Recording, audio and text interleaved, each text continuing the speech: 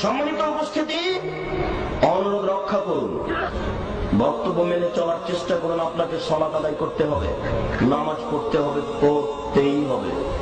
অজু করে নামাজ পড়তে হয়, পানি নেই, তায়াম্মুম করে নামাজ পড়তে হবে। মাটি নেই, বিনা অজুতে বিনা তায়াম্মুমে নামাজ পড়তে হবে।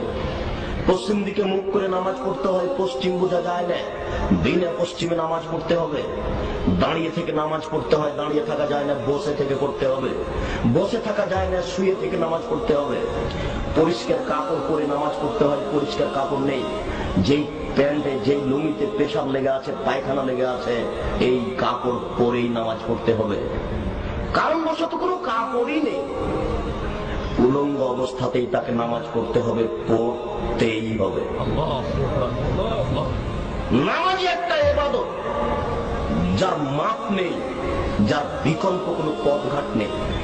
হজের বদল চলে, নামাজের বদল চলে না। হজের কিভাবে বদল চলে? আমি অসুস্থ, আপনাকে টাকা দিলাম, আপনি হজ করলেন, হজ আমার হয়ে গেল। হজের বদল চলে, নামাজের বদল চলে না।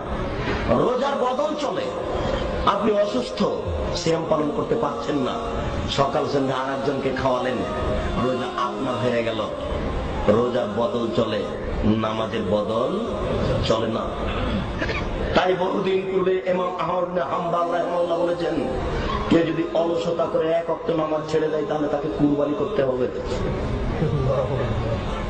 বহুদিন পূর্বে ইমাম আবু হানিফা রাহিমাহুল্লাহ বলেছেন, অলসতা করে কেউ যদি এক ওয়াক্ত নামাজ ছেড়ে দেয় তাহলে তাকে জেলখানায় বন্দী করতে হবে, বাইরে থাকার সে সুযোগ রাখে না। নামাজ এমন একটা ইবাদত,